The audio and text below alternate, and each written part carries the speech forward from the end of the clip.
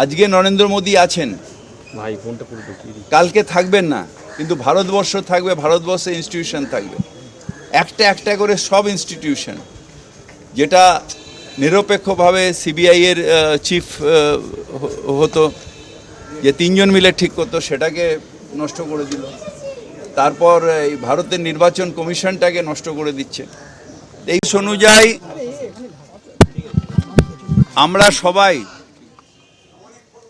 এই 2 সপ্তাহের মধ্যে আমাদের যা যা ভোটার লিস্ট আছে সেইগুলো সব যে যার বুথ কর্মীরা আমরা তারা স্ক্রুটিনি করে দেখবে যে অরিজিনাল ভোটার কত,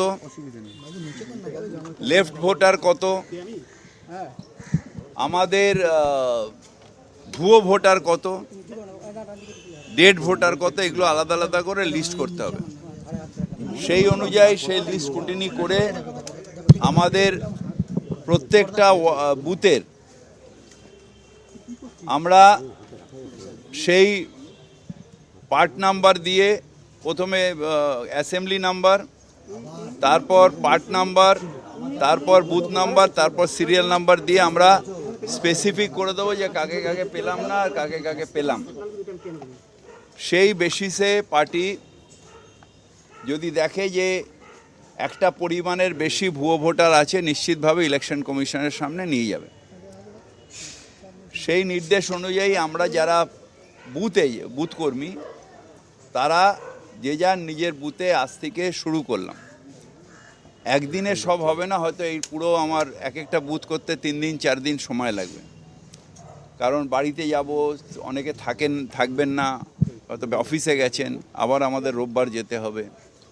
এই করে 2 সপ্তাহের মধ্যে আমাদের স্ক্রুটিনিটা কমপ্লিট করে জমা দেওয়ার বলেছে। সেই অনুযায়ী আমিও নিজে নামলাম, কারণ আমি প্রথমে নিজেকে কনসিডার করি আমার বুথ কর্মী। ছোটোবেলার থেকে এই বুথে বসে আমার রাজনীতি শুরু, তারপর এই ব্লক কাউন্সিলর হলাম, তারপর হচ্ছে দেশ। নিজের বুথের আগে আমার লিডটাকে যদি না দিতে পারি পার্টিকে, তাহলে আমার পক্ষে এটা লজ্জার।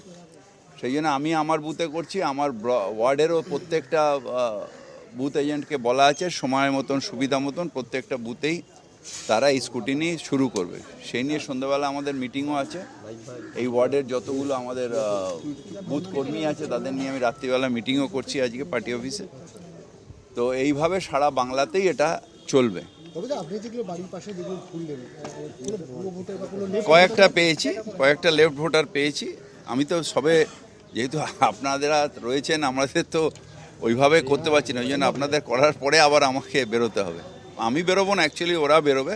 আমি একটু শুরু করে দিয়ে গেলাম, তো তারাই করবে। এবং অনেক 3-4টে পেলাম যারা এখানে থাকেন না অথচ নাম আছে। কিছু আছে যেগুলো স্পেকুলিয়াস, মানে যেগুলো যে ভোটারের এখানে কোনো অস্তিত্ব নেই, বা আমি এই পাড়ায় জন্মেছি বড় হয়েছি দেখেছি নেই, সেরকম 3-4 জন পেলাম। তো এইগুলো নিয়ে আমরা আবার ডিটেলস রিপিট সার্ভে করব, তারা কোথায় গেছেন, কি হয়েছে, কেন এখানে নেই। তারপর আমরা পার্টিকে স্পেসিফিক করে প্রত্যেকটা বুথ ধরে ধরে লিস্ট তৈরি করে কম্পিউটারে করে নিয়ে তারপর দেব। আর সেকেন্ড আরেকটা কাজ যেটা সবথেকে বড়, সেটা হচ্ছে যেটা আমাদের মুখ্যমন্ত্রী প্রেসের সামনেও নিয়ে এসছেন, জনগণের সামনেও নিয়ে এসছেন, যে একই এপিক কার্ডে 2টো করে ভোটার। তাহলে আমাদের এই প্রত্যেকের এপিক কার্ড নাম্বারটা দেখে এইটা আমাদের একটা ওই কম্পিউটারে করতে হবে, স্ক্যানিং সার্চিং করতে হবে, করে নিয়ে একটা এপিক কার্ডে কটা ভোটার দেখতে হবে। ধরুন আমার এখানে ভোট হচ্ছে, আমার পাড়ার ভোটারদের আমি জানি, হঠাৎ ওই একই এপিক কার্ড একই বুথ নাম্বার নিয়ে আরেকজন চলে এলেন গুজরাট থেকে, তখন দুজনেরই হয় ভোট বন্ধ হবে কিংবা টেন্ডার পোলিং করাতে হবে। সুতরাং ভোটের সময় এগুলো নিয়ে সমস্যা হবে, যারা অরিজিনাল ভোটার তারা ভোট দিতে পারবে না। সেই জন্য এটা আমাদের নেত্রী ঠিকই করেছেন, আগের থেকে আমাদের এই প্রস্তুতিটা নিয়ে রাখবো। এবং তৃণমূলের অর্গানাইজেশনের কাছে বিজেপি যতই ছলচাতুরি করুক পারবে না, এইটা আমি হয়তো ওরা মহারাষ্ট্রে পেরেছে, দিল্লিতে পেরেছে, কিন্তু তৃণমূলের যে নেত্রী যে বেস অর্গানাইজেশন, সেই বেস অর্গানাইজেশনের কাছে ওরা ধারে কাছে আসতে পারবে না। দাদা আপনি বললেন যে আপনার ওয়ার্ডে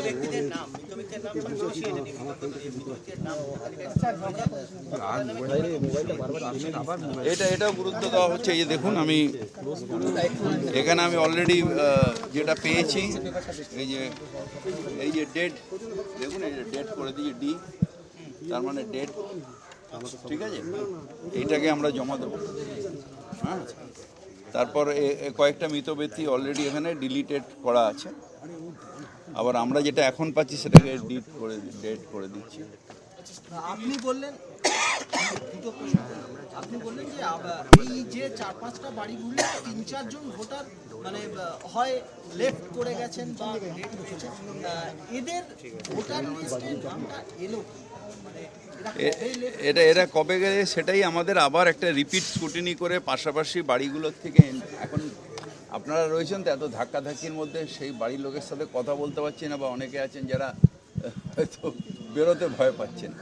আমাদের আরেকবার যেতে হবে সেই সব বাড়িতে গিয়ে তাদের পাশাপাশি বাড়ির থেকে খবর নিতে হবে যে এনারা এখন কোথায় আছেন, কোনো দিন আদৌ ছিলেন কি না, বা এরা এখন কোথায় গেলেন, এগুলো নিয়ে পরে আমাদের আরেকবার আমাদের স্কুটিনি, থরো স্কুটিনি একটা করতে হবে। কলকাতা মেয়র হিসেবে আপনি নামলেন, এই মেয়র হিসেবে নামা বাকি কাউন্সিলরদের কি উদ্বুদ্ধ করবে? সবাইকে উদ্বুদ্ধ করবে, এবং আমাদের সবথেকে বেশি উদ্বুদ্ধ করে আমার নেত্রীর অর্ডার।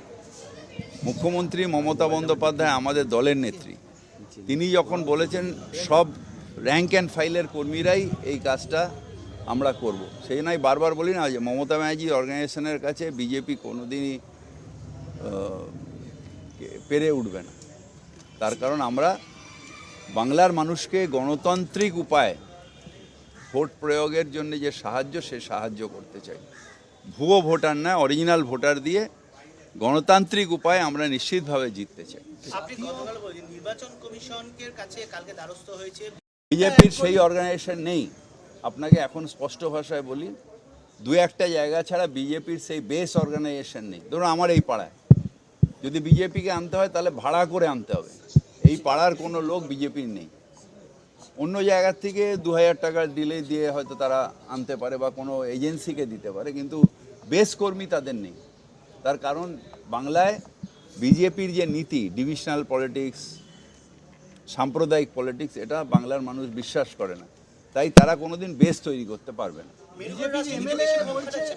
মেরুকরণ রাজনীতি আছে তো, মেরুকরণ রাজনীতি তো ওরা করে, ওরা ভাবছে যে এটাতেই ওদের বাজিমাত করবে, কিন্তু বাংলার বেস আমাদের যে নীতি, আমাদের যে আদর্শ, আমাদের বাংলার মানুষের যে চিন্তা, তার মধ্যে রবীন্দ্রনাথ নজরুল তো আছে, মজ্জায় ঢুকে গেছে। আমরা কি করে সাম্প্রদায়িক রাজনীতি করব? বিজেপির এমএলএরা বলছেন আজকে আপনি যে প্রসেসটা করছেন বা অসীম বসু বা এই যে প্রসেসটা, ওটাকে আই ওয়াশ করছে। আচ্ছা, আইওয়াশ হোক না, ওরা এটা নিয়ে থাকুক, আমরা আইওয়াশ করছি এই ভাবনা নিয়ে ওরা থাকুক। আমি তো চাই যে ওরা